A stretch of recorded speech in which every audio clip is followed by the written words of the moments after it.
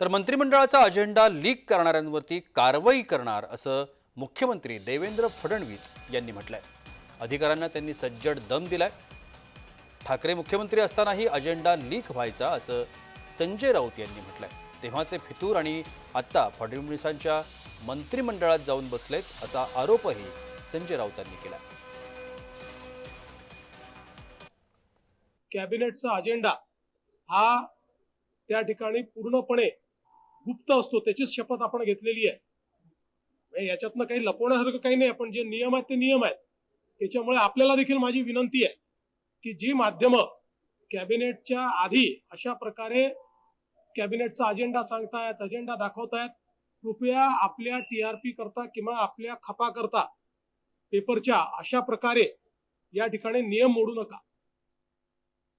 उद्धव ठाकरे माननीय मुख्यमंत्री असताना सुद्धा त्यांच्या बैठकीतून अशा प्रकारचा अजेंडा लीक होतो, प्रयत्न सुरू होता आणि तेच लोक त्यांच्या सरकारमध्ये आहेत ना। फितूर इथे होते, तेच फितूर तिथे आहेत तुमच्या मंत्रिमंडळात आणि फितूर त्यांचं काम योग्य प्रकारे करतायत। आधीच्या राज्यामध्ये सुद्धा ह्याच लोकांनी हेच उद्योग केले आणि आता सुद्धा फडणवीसांच्या सरकारमध्ये तेच फितूर सन्मानाची पदं घेऊन बसलेले आहेत आणि ती त्यांची भूमिका योग्य प्रकारे वठवतात। बोलिये। कॅबिनेटची मीटिंग ही प्रचंड गोपनीय असते, आम्ही त्याची शपथ घेतलेली असते। कॅबिनेटचे विषय हे गोपनीय आमच्याकडे येतात, ते आमच्याकडे आल्यानंतर बाहेर येणं हे चुकीचंच आहे। त्याच्यामुळे त्यांनी जे काय बोलले त्याच्यावर काय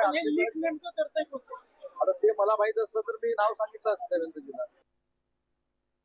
चौकशी चालू आहे, कारण अजेंडा फोडायचा नसतो। ज्या वेळेला आमच्याकडे संध्याकाळी नोट येते त्या नोट प्रत्येकाने आपापल्या मंत्र्यांनी आपल्याजवळ राखून ठेवायची असते।